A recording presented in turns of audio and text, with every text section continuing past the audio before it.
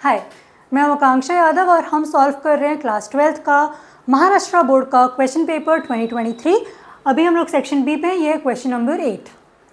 Solve the following inequalities graphically and right the corner points of the feasible reason 2x + 3y is less than or equal to 6, x + y is greater than or equal to 2, x is greater than or equal to 0 and y is greater than or equal to 0। तो क्योंकि इस सवाल में हमें graphically solve करना है, मैंने already graph का हिस्सा बना रखा है। आपको पेपर में ग्राफ पेपर यूज़ करना है, मैं यहाँ पर ऐसे ही नॉर्मली आपको बता रही हूँ कि कैसे कैसे सॉल्व करना है। तो सबसे पहले आप लोग ये एक्स एक्सिस और वाई एक्सिस बना लेंगे, है ना। ये लाइन यहाँ पर गई, ये एरो लगाना ना भूले, एक्स यहाँ पे लिखना ना भूले, वाई एक्सिस में यहाँ पे वाई लिखना ना भूले, एरोज लगाना ना भूले, और जो इंटरसेक्टिंग पॉइंट है वहाँ पे ओरिजिन होता है तो वहाँ पे बड़ा सा ओ लिख देंगे। ठीक है, ये हो गई हमारी तैयारी। अभी क्या करना है, पहले हम क्या करेंगे, ये जो रीजन दिया हुआ है ना, तो लेस देन, ग्रेटर देन, इनको बाद में देखेंगे। पहले ये जो लाइंस दी हुई है ये लाइंस बना लेते हैं। तो पहले तो 2x + 3y = 6, पहले हम लाइंस ड्रॉ करेंगे। ठीक है,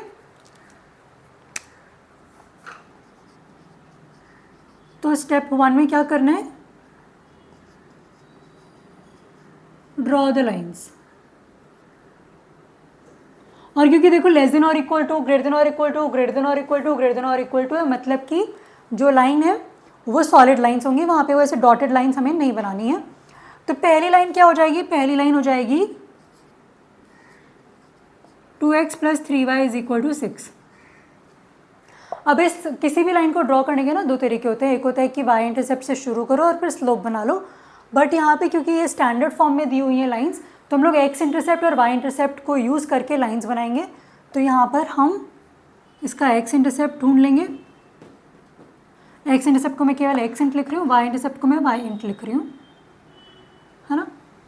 वहाँ से हमें पॉइंट्स मिल जाएंगे। x इंटरसेप्ट का मतलब क्या, y 0 हो गया, y 0 हो गया, मतलब क्या हो गया, 2x = 6 आया, x = 3 आया, तो पॉइंट हो गया 3,0। तो इस लाइन का एक पॉइंट है 3,0। अभी y इंटरसेप्ट फाइंड कर रहे हैं, तो y इंटरसेप्ट में क्या होता है, x 0 हो जाता है। x 0 हो गया तो ये हो गया 3y = 6, यहाँ से आ गया y = 2, तो पॉइंट हो गया 0,2। 0 क्यों, क्योंकि x 0 है, y 2 आया है, x इंटरसेप्ट में x 3 है, y हमारा 0 हो गया है। ठीक है, तो ये जो दो पॉइंट्स है ये हमें मिल गए पहली लाइन के लिए। इसे ऐसे ही हम दूसरी लाइन के लिए भी बना लेंगे। दूसरी लाइन क्या है, x + y = 2। अभी x + y = 2, यहाँ पे फिर से हम x इंटरसेप्ट ढूंढेंगे, तो आ जाएगा x = 2, तो पॉइंट हो गया 2,0। ऐसे y इंटरसेप्ट ढूंढेंगे तो y = 2 हो गया, क्योंकि x 0 है, तो यहाँ पे पॉइंट आ गया 0,2। ठीक है, अभी x = 0 जो लाइन है, और तो अभी हम चारों लाइंस बनाना शुरू करते हैं। पहली लाइन है 2x + 3y = 6, इंटरसेप्ट आ रहे हैं 3,0 और 0,2। तो मान लो मैं यहाँ पर ये 1 है, इतना ही दूरी पे ये 2 है, इतना ही दूरी पर ये 3। मैं यहाँ पर अप्रॉक्सीमेशन से बना रही हूँ, आपको एग्जाम में स्केल से बनाने हैं। अभी यहाँ पर हम गए, ये 1 आ गया, यहाँ पर हम गए, यहाँ पे ये 2 आ गया। ठीक है, 3,0 ये वाला एक पॉइंट हो गया, 0,2 ये वाला एक पॉइंट हो गया, और ये जो लाइन है आपने स्केल से ड्रॉ करनी है।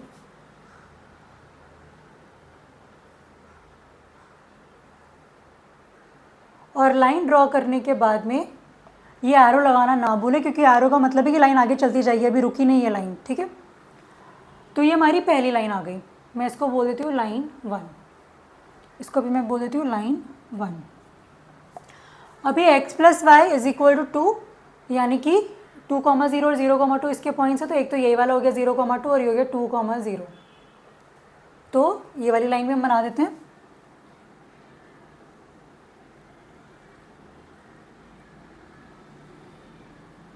ये हो गई हमारी दूसरी लाइन L2। ठीक है, अभी देखो तीसरी लाइन क्या है, x = 0। तो x = 0 मतलब क्या, x कहाँ पे 0 होता है, y एक्सिस पे। जो तीसरी लाइन है वो ये हो जाएगी, तो इसको मैं बोल रही हूँ L3। और जो चौथी लाइन है वो है y = 0, वो x एक्सिस पे होता है, तो चौथी लाइन हमारी ये हो जाएगी, इसको मैं बोल रही हूँ L4, क्योंकि x एक्सिस का मतलब है y = 0, y एक्सिस का मतलब है x = 0।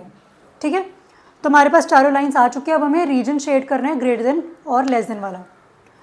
तो पहली लाइन में 2x + 3y is less than और इक्वल टू 6। लेस देन और इक्वल टू 6 मतलब लाइन के नीचे जाना है। तो पहले वाले में हम क्या कर रहे हैं, L1 से हम लाइन के नीचे जा रहे हैं।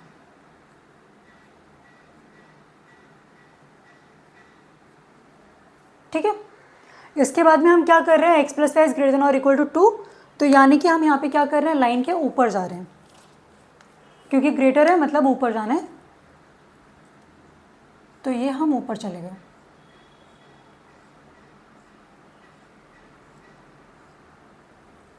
है ना।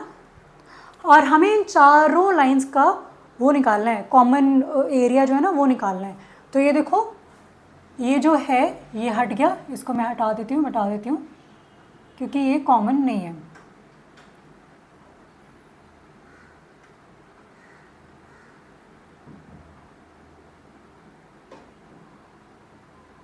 और इस लाइन के ऊपर वाला ये भी हट गया।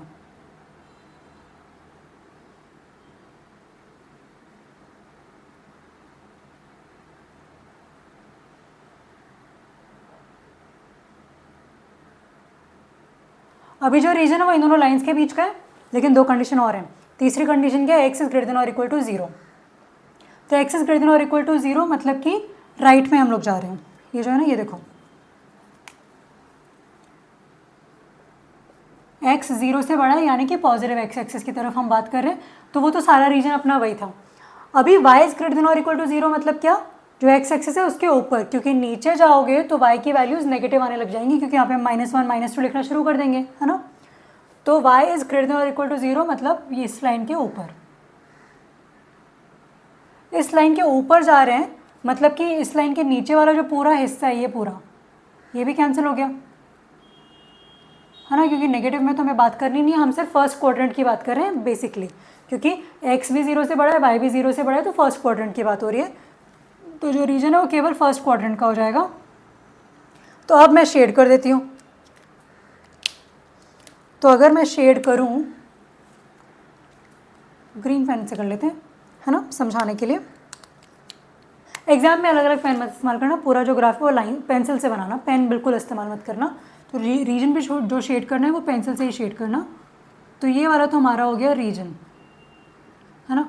इसमें देखो चारों कंडीशन सेटिस्फाई हो रही हैं। 2x + 3y से छोटा है, लेस देन है, तो नीचे जा रहे हैं। x + y से बड़ा है तो x + y के ऊपर जा रहे हैं। y से बड़ा है, y इज ग्रेटर देन और इक्वल टू 0, तो ऊपर जा रहे हैं। तो ये पूरा फर्स्ट क्वाड्रेंट में है, और x इज ग्रेटर देन और इक्वल टू 0 तो भी पूरा फर्स्ट क्वाड्रेंट में है ना। क्योंकि यहाँ पे भी कुछ बनता वो हमने लिया ही नहीं, क्योंकि हमने सेकंड क्वाड्रेंट में जाना ही नहीं। तो इधर क्या हो रहा है उससे हमें मतलब नहीं है, इधर क्या हो रहा है उससे हमें मतलब नहीं है, हमें मतलब था फर्स्ट क्वाड्रेंट से। तो अभी देखो ये हो गया, ये हो गया और ये हो गया। तो ये जो ट्राइंगल है ये बन गया हमारा शेडेड रीजन, है ना, जो इन इनइक्वालिटीज़ को सेटिस्फाई करता है। अभी क्या करना है, कॉर्नर पॉइंट्स लिखने हैं जो फिजिबल सोल्यूशन है। तो फिजिबल सोल्यूशन तो ये आ गया, ये जो ग्रीन का मैंने अंदर मार्क किया हुआ है। अभी कॉर्नर पॉइंट्स मतलब क्या, वो कहाँ पे एंड हो रहा है। तो ये देखो एक कॉर्नर पॉइंट हो जाएगा ये वाला, है ना, क्योंकि इसके ऊपर हम नहीं जा रहे हैं। एक कॉर्नर पॉइंट हो जाएगा ये वाला, और एक कॉर्नर पॉइंट हो जाएगा ये वाला। तो कॉर्नर पॉइंट्स अब हमें फाइनली लिखने हैं। ये हमने टेबल बना ली थी सारी लाइंस के लिए, है ना, सबके एक्स इंटरसेप्ट वाई इंटरसेप्ट निकाल लिए थे ताकि लाइन की इक्वेशन इजीली बनाई जा सके। अभी देखो कॉर्नर पॉइंट्स हमें लिखने हैं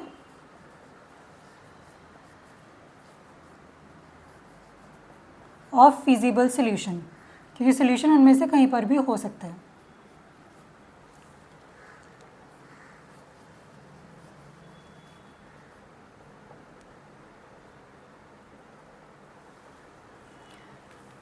तो पहला था ये वाला, ये है 0,2।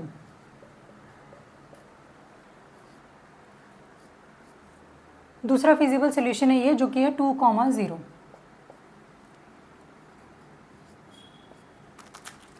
और जो तीसरा वाला है वो है ये, वो है 3,0। तो ये आ गया 3,0। तो 3 फिजिबल सोल्यूशन जो है उसके 3 कॉर्नर पॉइंट्स है, फिजिबल सोल्यूशन ये पूरा का पूरा है, कॉर्नर पॉइंट से 3 है, 0,2, 2,0, 3,0, तो ये हमारा आंसर हो गया। ठीक है।